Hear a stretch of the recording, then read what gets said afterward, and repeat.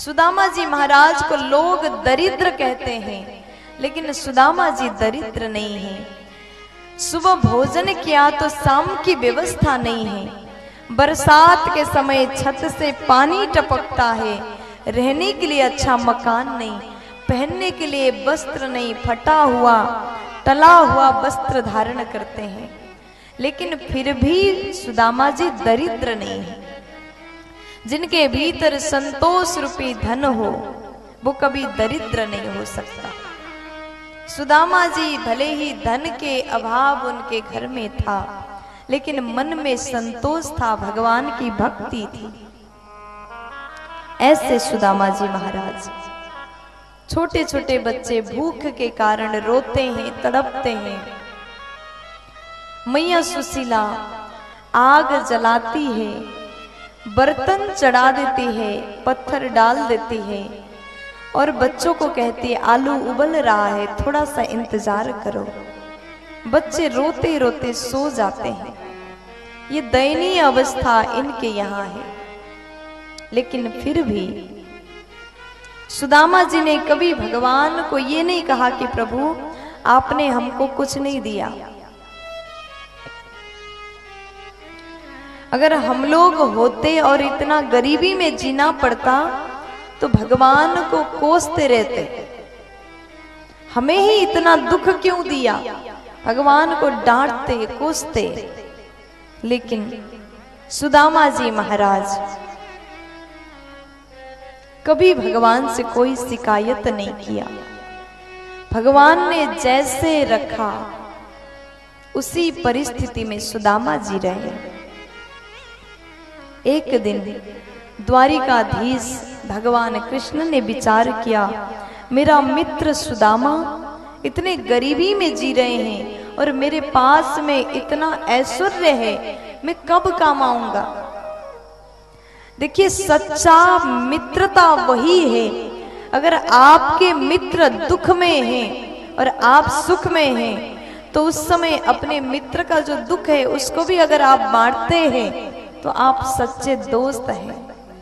दोस्त का अर्थ केवल वो नहीं कि आप क्लब में जा रहे हैं, पार्टी कर रहे हैं, लॉन्ग ड्राइव पर जा रहे हैं, साथ में खूब खा रहे हैं, नाच रहे हैं, इसी को दोस्ती नहीं कहते। दोस्ती का अर्थ है अगर आपके मित्र दुख में हैं तो आप उसके साथ दीजिए, साथ निभाइए, उसके दुख को बांटिए। आपके पास धन है तो आप धन द्वारा सहयोग करिए, जैसे बन सके मित्र की सहयोग करना चाहिए। लेकिन आजकल के दोस्त कैसे होते हैं, अगर हमारे पास खूब पैसा है तो सब कोई दोस्ती करते हैं, और पैसा नहीं है आप मित्र से उधार मांग लो तो दूसरे दिन फोन बंद आएगा। ऐसे आजकल के दोस्त हैं। लेकिन दोस्त हो तो कृष्ण और सुदामा के जैसे। भगवान कृष्ण जी महाराज ने विचार किया, मेरे पास इतना ऐश्वर्य है और मेरा भक्त गरीबी में, मेरा मित्र गरीबी में रहते हैं। ब्राह्मण का रूप धारण करके सुशीला के द्वार पर पहुंचे, सुदामा के घर पे पहुंचे और भिक्षा मांगा है भगवान ने, भिक्षाम देहि। सुशीला बोली कि प्रभु आप मेरे द्वार पर आए, लेकिन मैं आपको कुछ देने के लिए समर्थवान नहीं हूं। मेरे घर में गरीबी रूपी कन्या का जन्म हुआ है, इसलिए प्रभु हम आपको कुछ नहीं दे सकते। जैसे देवी सुशीला ने इतना कहा, सुदामा जी के पत्नी, देखिए व्यक्ति में संस्कार अगर अच्छा हो तो झुकना जानता है। आपके घर में अगर भिक्षुक आए तो द्वार पर खड़े होकर के मत डांटिए, चिल्लाइए मत। जैसे हो सके, जैसे बन सके सेवा करने की कोशिश करिएगा। भले भगवान ने हमको कुछ न दिया हो, जिसके पास में कुछ नहीं हो, जरूरी नहीं कि सबके पास खूब ज्यादा धन संपत्ति हो।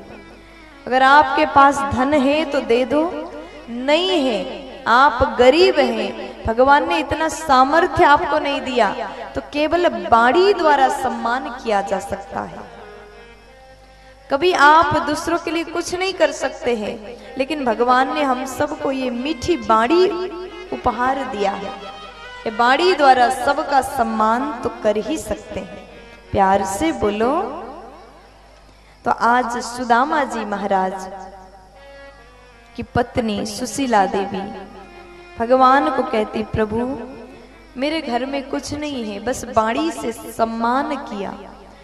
उसके बाद में श्री भगवान कृष्ण जी ब्राह्मण बन के आए थे। उन्होंने पूछा, आपके पति का क्या नाम है? जैसे सुशीला देवी ने कहा, हमारे पति का नाम है सुदामा जी। अच्छा, वही सुदामा जिनके मित्र द्वारिकाधीश हैं? ये बात आज तक देवी सुशीला को नहीं पता था। और भगवान बोले, आपके पति आए तो पूछ लीजिएगा, और हो सके तो द्वारिका भेजना। सुदामा के मित्र कृष्ण वहां के राजा हैं, हो सकता बहुत कुछ दे दे। जैसे शाम के समय सुदामा जी महाराज आए हैं, देवी सुशीला चरण में बैठ करके कहती, स्वामी मैं आपसे निवेदन कर रही थी, क्या आपके मित्र द्वारिकाधीश हैं? सुदामा जी बोले, हम लोग बचपन में साथ में पढ़ाई करते थे। अच्छा, तो आपने इतनी बड़ी बात आज तक हमको नहीं बताया? इतनी बड़ी बात आज तक हमें नहीं बताया? सुदामा जी बोले कि देवी ऐसा है कि कभी ये प्रसंग आया ही नहीं, इसलिए हमने नहीं बोला। देखो कितना गंभीरता है। बचपन के सखा इतने बड़े महाराज हैं, फिर भी सुदामा जी बात को नहीं बता रहे, अपने पत्नी तक को नहीं बताया। लेकिन हम लोग थोड़ा सा ऊंचे पद का व्यक्ति, एक दिन भी थोड़ा सा मिलना हो गया, फोटो खिंचा लिए, तो पूरे मोहल्ला में बताएंगे, देखो हम इनसे मिले थे। यही फर्क है। सुदामा जी ने कहा, अभी तक कोई बात नहीं आया, प्रसंग नहीं आया, इसलिए हमने आपको नहीं बताया। तो सुशीला बोली कि आप जाते क्यों नहीं, एक बार द्वारिका जाइए, हो सकता है भगवान बहुत कुछ दे। लेकिन जैसे देवी सुशीला ने इतना कहा, सुदामा जी बोले, कुछ मांगने के लिए मैं जाऊं, ऐसा कभी नहीं हो सकता। तब सुशीला कहती, केवल दर्शन के लिए चले जाएं। दर्शन शब्द सुनते ही सुदामा जी आनंदित हो गए, उठ गए, जाने की तैयारियां करते हैं। लेकिन सुदामा जी थोड़ी देर बाद मौन हो गए। मैं जाऊंगा, क्या लेके जाऊं? भगवान के द्वार पर खाली हाथ कैसे जाऊं? जैसे सुशीला को कहा, सुशीला बोली, आप चिंता मत करिए, मैं कुछ न कुछ व्यवस्था अवश्य करूंगी। तुरंत देवी सुशीला 4 घर में से 4 प्रकार के चावल को मांग के लाती है। याचित्वा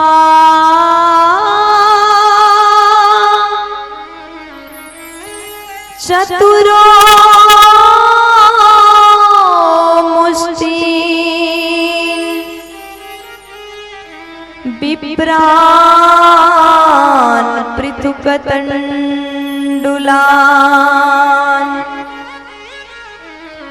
शैलखंडेन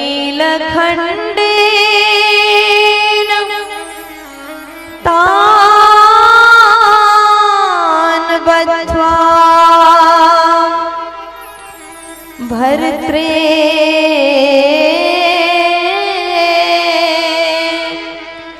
प्रादादुपायनम।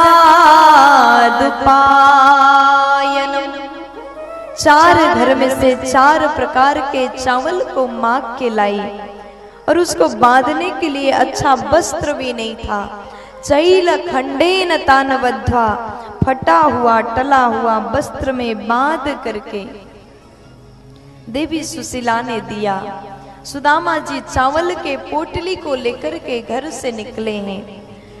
रास्ते में कभी गिर जाते हैं, उठ के चलते हैं, लाठी के सहारे चल रहे, खाली पैर, चरण में पादुका नहीं, गरीब ब्राह्मण फटा सा धोती पहन के सुदामा जी आगे बढ़े। जैसे चलते चलते एक विशाल नदी दिखाई दिया। सुदामा जी महाराज बैठ गए। अब इस नदी को मैं कैसे पार करूं, कैसे उस पार चला जाऊं। इतने में भगवान केवट बन के आए। भैया किसी को पार जाना है। नाव किनारे लगाया, चिल्लाने लगे किसी को पार जाना है।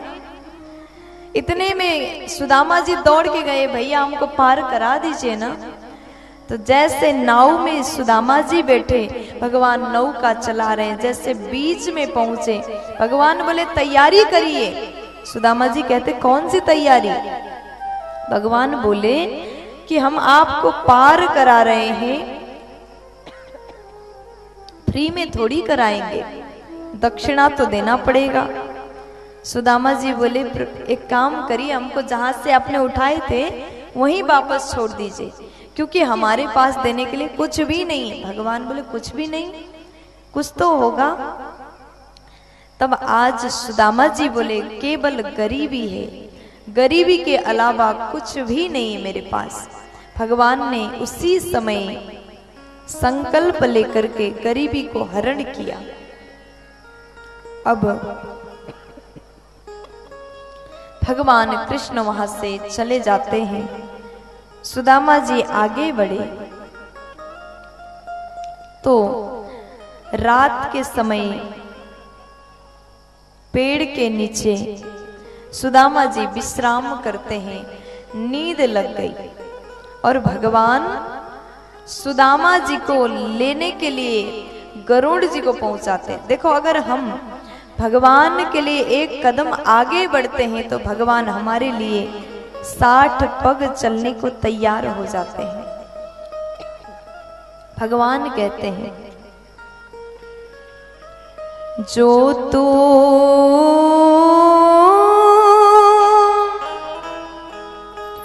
आवे पग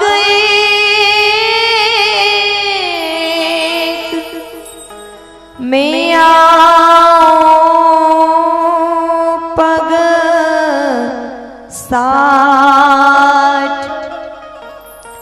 जो तू करो काट सो मेलो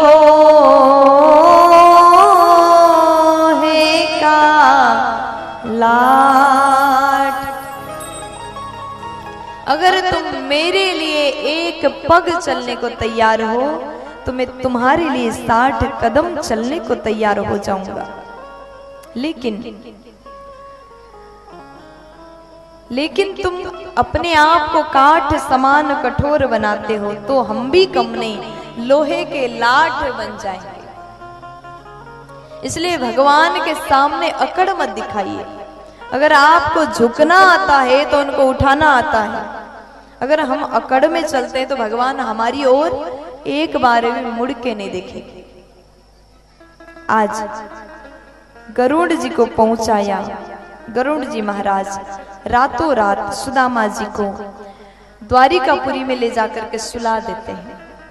सुबह हुआ, नींद खुली। जैसे आंख खोल के चारों ओर देखा, बड़े बड़े दिव्य सुंदर महल को देख करके सुदामा जी आश्चर्यचकित हो गए। सबसे पूछते भैया ये कौन सी नगरी है? लोगों ने कहा इस नगर का नाम है द्वारकापुरी, द्वारिकापुरी। और जैसे नाम सुने सुदामा जी को लगा कि कैसे मैं यहाँ आया, मैं तो कल रात में एक पेड़ के नीचे सो रहा था। लेकिन भगवान की माया को कौन समझ सकता है, सब प्रभु का माया है। सुदामा जी आगे बढ़े, महल के सामने मेन गेट तक पहुंचे। इतने में द्वारपाल ने रोक लिया, भैया कहाँ जा रहे हो? तो जैसे द्वारपाल ने रोका, सुदामा जी बोले मैं अपने कन्हैया से मिलने जा रहा हूं, जाकर के मेरे कान्हा से कह दो ना उनका बचपन का सखा आया। द्वारपाल बोले कौन कन्हैया? सुदामा जी कहते हैं कृष्ण को बोल दो कि सुदामा आया है। अब जैसे कृष्ण कहा, द्वारपाल बोले हमारे महाराज का नाम ऐसे मत लो, द्वारिकाधीश कृष्ण चंद्र जी महाराज ऐसे नाम लिया जाता है। सुदामा जी बोले कैसे भी लिया जाता हो, मेरे कृष्ण को कह दो कि बचपन का सखा सुदामा आया है। जैसे द्वारपाल को कहा, अब द्वारपाल भीतर जाके भगवान से कहने लगे।